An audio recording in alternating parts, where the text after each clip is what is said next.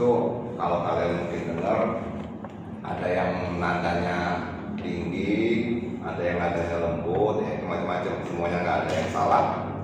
Tapi memang tabik itu kurang lebih ekspresi penghormatan. Jawabnya pun itu iya pun itu kurang lebih ya sama kayak assalamualaikum waalaikumsalam. Jadi balik hormat lagi ke yang memberi salam. Nah ini jadi kalau kalian sudah tahu begitu nanti ada yang kasih salam tapi pun ya secara otomatis jawabnya pasti iya pun. Panjang pendeknya punnya itu ya masing-masing, karena Lampung ini sama seperti suku-suku lainnya juga, sama-sama suku Lampung, dia banyak juga varian-variannya. Jadi ada yang logatnya dia keras, ada juga yang lembut, begitu. Cuman yang lebih jarang sih kalau Lampung ini, karena konon dahulu kala itu karena sini masih tanah kosong, penduduknya masih sedikit, bahkan kadang-kadang dipisahkan oleh sungai, mungkin rumah satu di sini, rumah satunya di sini. Jadi kalau ngomong harus kuat. Nah itu mungkin karena saya dulu ketika di Jogja itu sempat dibilang awal-awal di Jogja kalau negor tuh kayak ngajak berantem. Ya jadi tolong kawan-kawan kan jangan jangan langsung suzon, kaget, ngerasa ini orang mau ngajak apa gitu kan, karena kadang-kadang yang ngomong juga nggak sadar. Makanya kalau nanti ketemu yang tapi pun kayak ngebentak gitu ya maklumin aja, nggak ada maksud untuk ngebentak sih sebenarnya itu, karena memang dari logat bawaan masing-masing. Nah inilah uniknya, memang walaupun masih sama-sama satu suku, sama-sama Lampung, tapi nggak sama semua ininya, variannya banyak. Seperti untuk pembahasan kita siang ini yang nggak usah terlalu serius lah ya, jadi kita memang sharing, karena ini juga nanti saya akan sedikit membawakan tentang budaya dan adat Lampung yang mungkin kalian kurang paham ya, karena memang pada sini bukan orang Lampung. Tapi nggak mesti artinya ini saya ngajarin kalian, ngasih tahu segala macam. Kita tetap sharing. Ini saya cerita tentang adat dan budaya di Lampung, bukan pula maksudnya buat bagus-bagusin, tapi memang aslinya semua budaya dan adat di Indonesia itu aslinya bagus. Lu ada ya? Walaupun sekarang kebanyakan dari kita generasi milenial ini sudah banyak mungkin yang agak riuh sama segala macam adat istiadat, akhirnya mulai banyak ditinggalkan. Karena yang tua-tua biasanya yang masih ini. Kalau kayak kalian, kayaknya mungkin kalau bicara masalah adat dan budaya dari masing-masing daerah sudah kurang juga ya. Walaupun kadang orang tuanya, ayah ibunya masih kekeh di ininya adatnya, tapi kalau anak-anaknya memang kurang. Nah ini sebenarnya yang harus kita jaga. Dan salah satu tema yang mau saya angkat tentang adat budaya Lampung yang menurut saya itu baik dan bagus adalah tentang Angkon Muahi. Ini mungkin ada sih di daerah lain, saya nggak tahu. Nanti mungkin kalau ada rekan-rekan atau kawan-kawan yang kayaknya itu kalau di tempat saya ini lupa namanya, ya siapa tahu ada begitu ya. Jadi kalau di Lampung ini kita punya budaya yang namanya Angkon Muahi. Itu kalau dibahasakan ke bahasa Indonesia diartikan secara harfiah itu artinya angkon artinya angkat, muahi itu artinya saudara. Jadi mengangkat saudara. Nah ini yang bikin unik, karena bagaimanapun setelah diangkat saudara yang tadinya dia bukan orang Lampung, kayak kalian kan misalnya bukan orang Lampung, ketika sudah dalam proses angkon muahi maka secara otomatis dianggap sebagai orang Lampung. Nah ini yang membuat Lampung ini sebenarnya mempunyai banyak saudara di mana-mana dengan proses angkon muahi ini.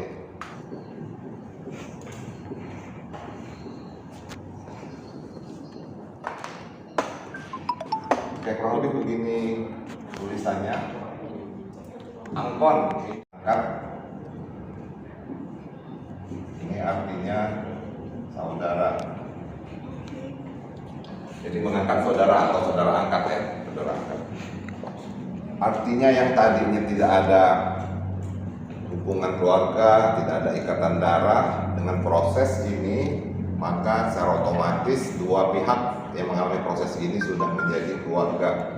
Dan yang tadinya bukan orang Lampung, secara otomatis itu sudah menjadi orang Lampung. Apa-apa yang faktor-faktor yang mendukung terjadinya Ampon Muahi proses ini ada 3.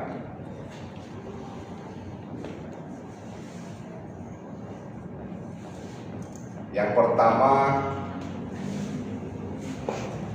atas dasar hubungan baik. Bagaimana hubungan baik ini terjadi? Itu juga ada 2 unsur. Yang pertama, karena selamatnya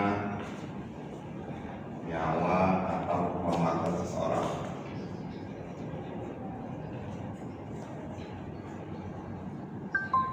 Yang kedua, kedekatan emosional. Nah, yang pertama, atas dasar hubungan baik itu bisa jadi karena selamatnya nyawa atau kehormatan seseorang. Jadi ada kasus lah di sini ketika mungkin salah seorang dari kalian itu menolong atau mungkin ditolong sehingga terselamatlah nyawanya akibat pertolongan tersebut, atau mungkin bukan cuma nyawa ya, kehormatannya.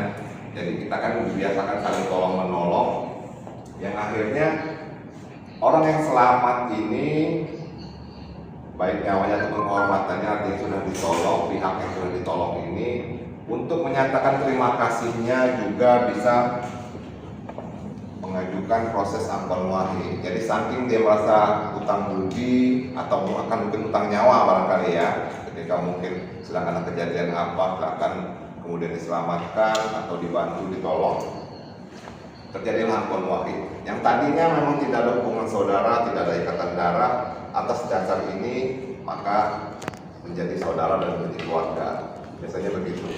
Misalnya si A sedang dalam kondisi apa, mungkin lagi foto-foto di pinggir jurang, kan orang-orang kerjaan kan sekarang kayak gitu ya, di pinggir jurang foto-foto segala macam, taunya naas, apes, terperosoklah ke jurang. Nah di sini tidak ada yang menolong, kemudian lewatlah mungkin seseorang yang di daerah situ menolong orang tersebut.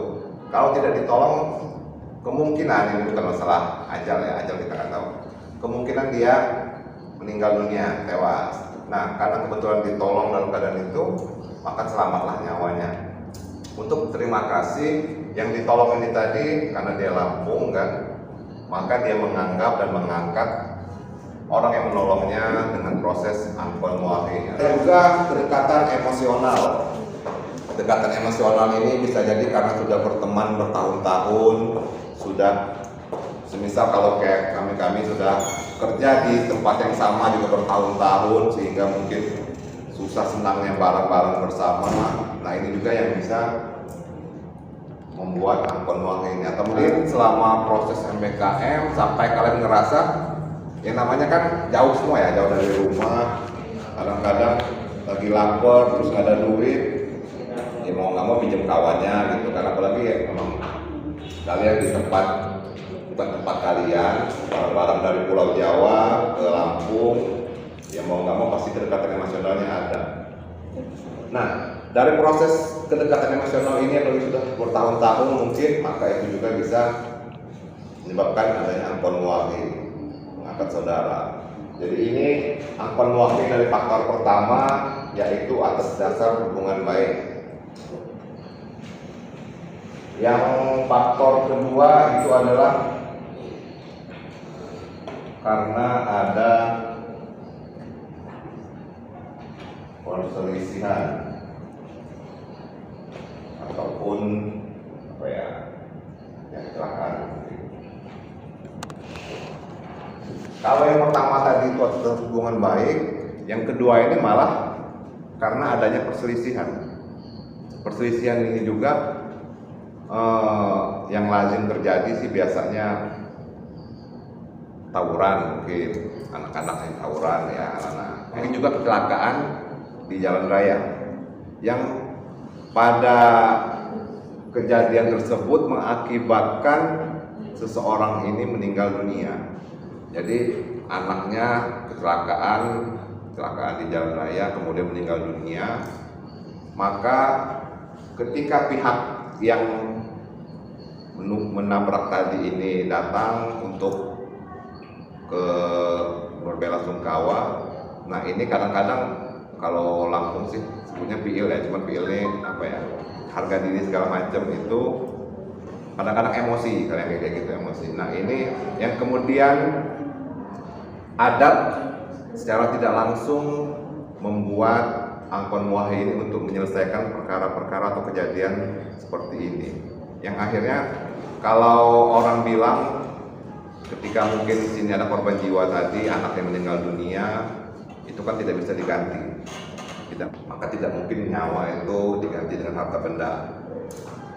Kasarnya bisa dibilang nyawa diganti nyawa. Cuma kan sesuai dengan keadilan adat, dengan etika adat, itu terjadi Angkon Muahi. Yang tadi yang berselisih, malah mungkin yang ini bersalah mungkin. Sebenarnya dalam kecelakaan tidak ada yang bersalah mungkin ya. Karena kan bagaimanapun juga namanya kecelakaan.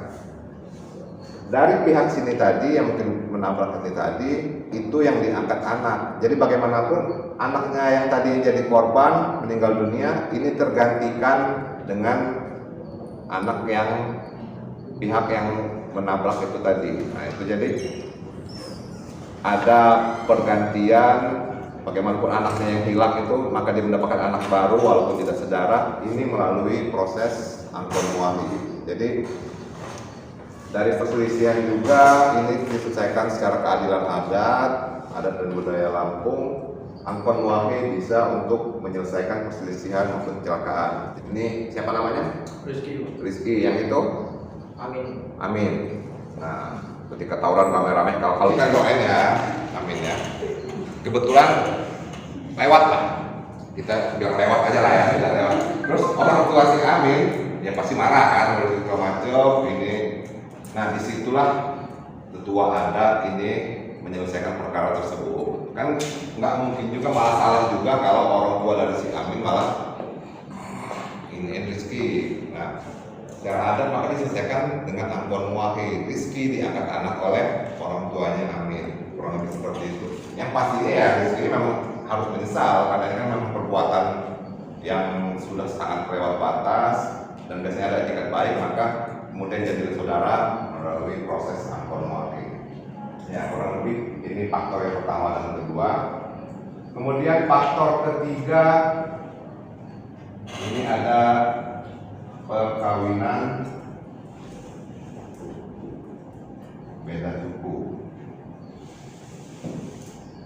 Perkawinan beda suku ini juga melalui proses Angkon Muahi.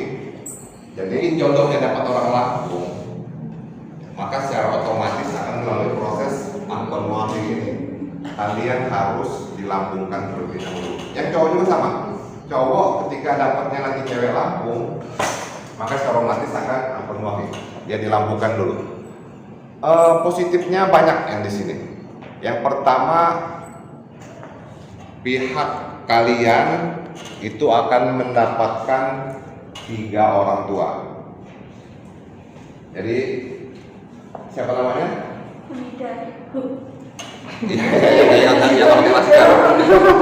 Siapa? Hamida dapat cowok Lampung ya, jodohnya semisal. Si Hamida dipersunting oleh seorang laki-laki Lampung bernama Samsudin. Ketika menikah dengan Samsudin, maka dia harus dilampungkan melalui proses Angkon Muahi. Dan proses dilampungkannya ini, si Hamida dicarikan orang tua yang Lampung. Ini patokannya apa? Paling tidak dia punya kekerabatan dengan orang tuanya si Samsudin, dan itu sebanding, artinya setara. Itu yang menjadi orang tua Lampungnya si Hamida. Ini makanya yang tadi saya bilang secara otomatis akan mendapatkan 3 orang tua. Yang pertama orang tua Hamida sendiri, yang kedua ya pasti orang tuanya Samsudin juga menjadi orang tuanya si Hamida. Dan yang ketiga, Hamida tadi mendapatkan orang tua angkat, orang tua angkon namanya itu. kalau lebaran harus ke 3 tempat itu mau nggak mau kan. Nah ini tapi bagusnya bagaimanapun dia akan mendapatkan banyak keluarga baru, keluarga menjadi keluarga baru. Dan kalau di Lampung itu disebutnya ya kelamo atau apa. Nah ini jadi secara otomatis ketika sudah melalui proses akad wahid yang tadinya bukan Lampung menikah dengan orang Lampung, maka itu akan masih jadi orang Lampung, dilampungkan pada istilahnya. Jadi anaknya nanti pun ya otomatis Lampung, karena orang tuanya walaupun sukunya aslinya tadi bukan Lampung, ketika sudah dilampungkan anaknya real berasal dari orang tua ayah dan ibu yang Lampung. Ini kurang lebih begitu. Jadi pure kalau anaknya itu dia Lampung. Itu juga yang laki-laki ya, karena cuma berlaku untuk yang perempuan. Di Rizky tadi ya, Rizky juga mungkin dapat cewek Lampung. Nah itu nanti dikalikan orang tua Lampung sampai kemudian mencapai wahid ini menjadi orang Lampung seutuhnya, kurang lebih begitu. Dan untuk perkawinan biasanya akad wahid dilaksanakan terlebih dahulu untuk tertibnya acara, baru kemudian ada pernikahan. Dan masalah proses ini faktor-faktornya, bagaimana proses terjadinya akad wahid, di mana prosesnya itu biasanya ya nggak sakit-sakit amat lah. Kalau dulu sih harusnya disesat, namanya sesat, Lampung punya istilah sesat. Sesat ini bukannya jalan yang tidak lurus ya. Sesat ini adalah nama untuk rumah adat. Rumah adat. Kalau Jawa punya nggak sih rumah adat kayak gitu? Joglo mungkin ya. Tapi konsepnya sebenarnya bukan kayak joglo tempat jagongan gitu ya. Sesat ini adalah rumah adat yang memang ritual adat Lampung kebanyakan dilakukan di suatu tempat yang namanya sesat ini.